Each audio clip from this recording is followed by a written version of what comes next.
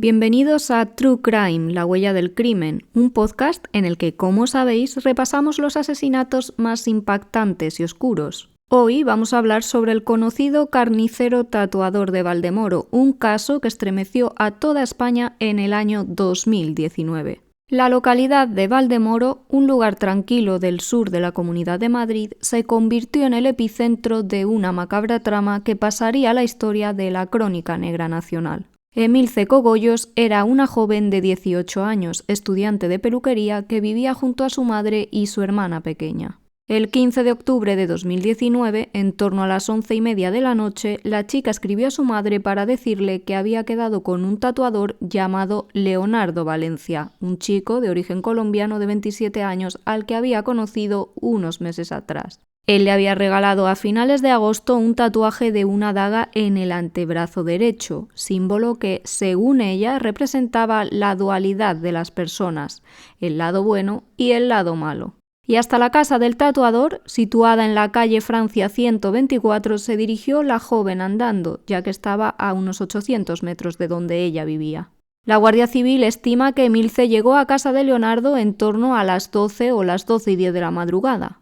La última vez que se conectaría al WhatsApp ese día fue el 16 de octubre en torno a las 2 de la mañana. En el domicilio del tatuador, Emilce bebió varias cervezas y consumió algunas pastillas de un medicamento llamado Ribotril, un fármaco perteneciente al grupo de las benzodiazepinas con propiedades ansiolíticas. Mientras tanto, la chica estuvo en contacto con su novio Jason a través de WhatsApp y de las redes sociales. La mezcla del alcohol y las pastillas provocó una gran somnolencia a Emilce, que se vio absolutamente indefensa en la casa de Leonardo. Con la joven totalmente desvalida, el tatuador, que se hacía llamar a sí mismo en las redes como el carnicero tatuador, decidió arrebatarle la vida. En un primer momento intentó asfixiarla con el método del mataleón, pero no pudo, así que optó por usar un cable para que le resultara más sencillo. Sin embargo, durante el forcejeo se rompió y decidió entonces apuñalarla con un cuchillo de grandes dimensiones. Emilce recibió una puñalada en el lado izquierdo del tórax, muy cerca del corazón. Con la joven ya sin vida, Leonardo perpetró el peor de los horrores con su cuerpo. Desmembró a Emilce de una forma brutal y sádica que llamó la atención a los investigadores, pues consideran que disfrutó durante el proceso por lo meticuloso que fue. Leonardo se tomó su tiempo y llegó incluso a diseccionar algunas de las partes del cadáver. El tatuador le arrancó la daga que unos meses atrás le había tatuado a la víctima en uno de los brazos y lo guardó en salmuera para conservarlo, al igual que hizo también con su rostro. Se desconoce si quería guardarlas como trofeo o fetiche, pero los agentes no tienen duda de que por alguna razón quería tener esos recuerdos. Otras partes, por el contrario, decidió quemarlas en una barbacoa que tenía en la parte de atrás del jardín y las restantes las tiró en bolsas de plástico a un descampado próximo. En torno a las 5 de la mañana, un humo denso empezó a salir de la vivienda de Leonardo y los vecinos se preocuparon por el mal olor que despedía. Alguno llegó a preguntarle al carnicero tatuador qué estaba pasando y este respondió que había quemado una alfombra, de ahí el fuerte hedor. Horas después, Leonardo se puso en contacto con Celia, una exnovia de este, a la que escribió un siniestro mensaje. He matado a alguien y tenías razón.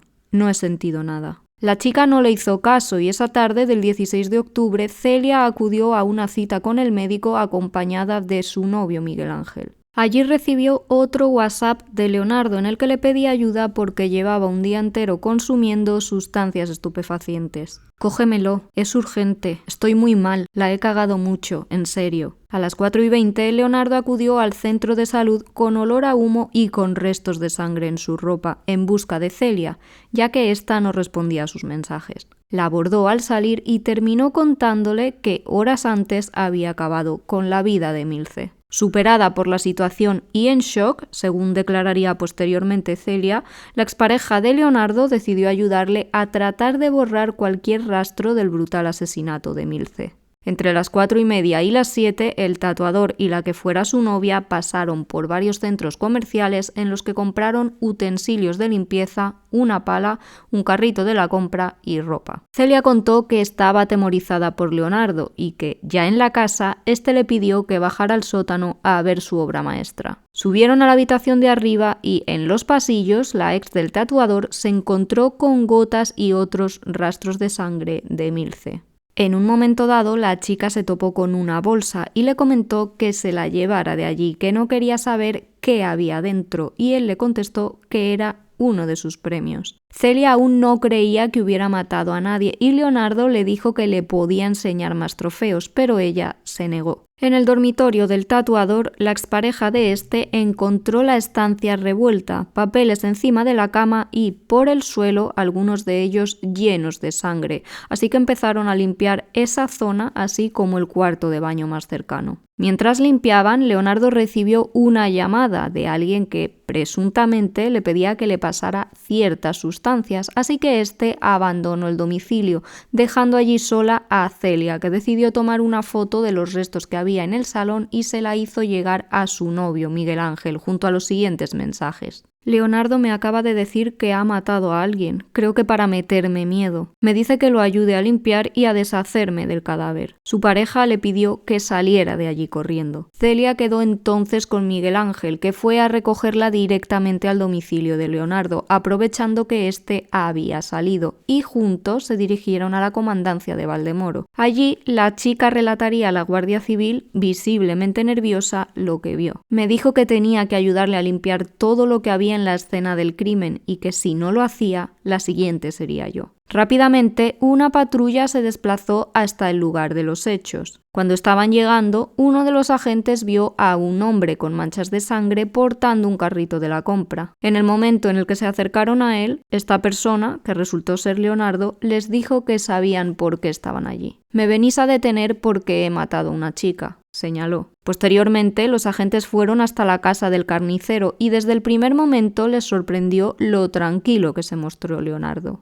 La Guardia Civil ya sabía que había asesinado a alguien, pero desconocía en ese momento la identidad de la víctima. El tatuador, sin embargo, no colaboró y tampoco dio ningún dato que pudiera ayudar a los investigadores a saber quién podría ser la chica. La inspección ocular fue una de las más duras a las que ha tenido que enfrentarse la Guardia Civil en toda su historia. Al entrar en la casa, los agentes sintieron un fuerte olor a carne quemada y vieron sangre por todas partes. Encontraron también una gran colección de armas blancas, pistolas, tasers, detonadores, casquillos percutidos y bidones de gasolina, entre otros. Les sorprendió también el gran número de libros de esoterismo que tenía Leonardo, así como los tatuajes con violencia explícita que había diseñado. Y lo más macabro, se toparon con imágenes de asesinos en serie como Ted Bundy o BTK, casi a modo de homenaje, todo un altar a la violencia. Los agentes tuvieron que peinar también las zonas aledañas para hallar cualquier tipo de vestigio del que Leonardo pudiera haberse desprendido allí. Así, dieron con ropa ensangrentada y papeles manchados de sangre en unos contenedores de basura cercanos a su casa. Además, encontraron una lámina con una mujer en la que parecía estar representada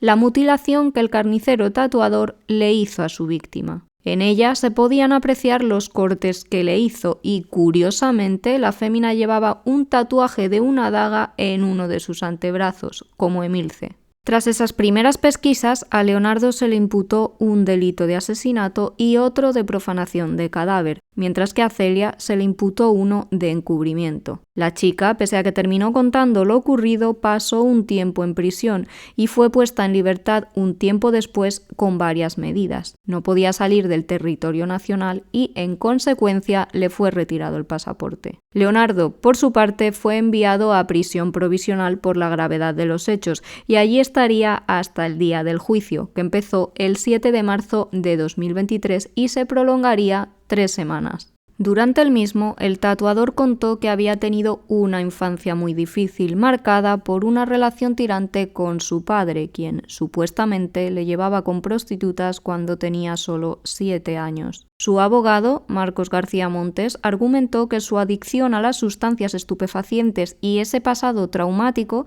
terminó influyendo en el carácter del joven, que acabó asesinando a Emilce. Un conocido del carnicero declaró que se había enterado de lo ocurrido por los medios de comunicación y quiso dejar claro cómo era Leonardo. Es conocido en el mundillo de las relaciones sadomasoquistas. En una página está registrado con el seudónimo Bach, en español, carnicero. Es un sociópata, un sádico, pero no está loco. Va a decir que tiene esquizofrenia, pero es mentira. Lo hará para que le reduzcan la pena. En el juicio, Leonardo se mostró frío y tranquilo, casi como si aquello no fuera con él, y aseguró que la muerte de Emilce fue accidental. Le coloqué una máscara para tontear, fui a por una bebida y cuando volví no respondía. Cuando vi que había muerto, me quedé sentado, mirando el cuerpo y consumiendo sustancias. Sabía lo que eso iba a parecer y yo me pregunté, ¿qué hago ahora? Decidió entonces escribir a Celia para ver si estaba despierta y le daba apoyo sobre qué hacer. Contó que vivió con el cuerpo de Emilce durante 12 horas y según él lo que intentó quemar fue la ropa de la víctima, aunque los investigadores sostienen que lo que echó a la barbacoa eran ciertas partes de su cadáver para tratar de deshacerse de las mismas. Según Leonardo, fue su expareja la que se ofreció a deshacerse del cadáver. El tatuador señaló que juntos decidieron mutilar el cuerpo de Emilce el día 16 de octubre por la tarde. Sin embargo, la investigación policial concluyó que el desmembramiento debió haberse hecho de madrugada, pues el forense que examinó el cadáver determinó que para cercenar solo una parte sería necesario un mínimo de 2 horas para alguien que tuviera conocimientos de anatomía.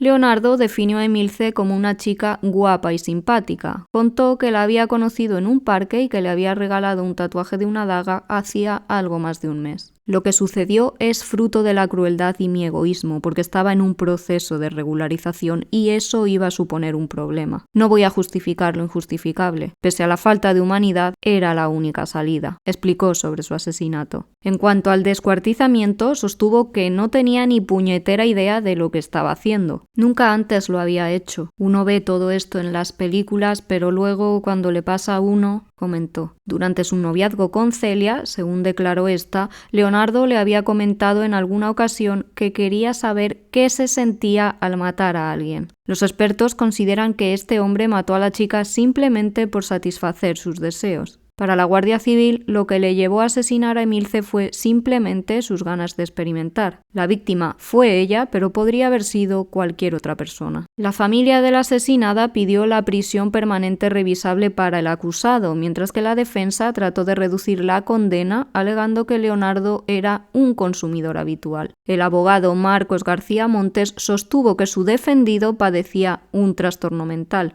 Un psiquiatra forense elaboró un informe sobre el acusado en el que se especifica que no se observaron alteraciones en la conducta o el pensamiento que revelaran ninguna patología en el momento de la exploración. Matiza, además, que no se cuenta con datos que indiquen la existencia de patología psiquiátrica aguda en el momento de la comisión de los hechos que hubiera podido alterar la inteligencia y la voluntad del informado. Se presupone, por tanto, que era plenamente consciente de lo que hizo aquel 16 de octubre de 2019. Finalmente, Leonardo fue condenado a 25 años de prisión, 10 de libertad vigilada y a abonar una compensación económica para la familia de Emilce de 140.000 euros. Celia, por su parte, fue declarada no culpable y, por tanto, está en libertad. La defensa de Leonardo, así como la acusación particular, interpusieron un recurso de apelación, pero ambos fueron desestimados. El Tribunal Superior de Madrid confirmó la condena al carnicero tatuador por los hechos, pues considera que quedó acreditado que fue él quien asesinó a Emilce y posteriormente mutiló milimétricamente su cadáver, movido, según este fallo del TSJM,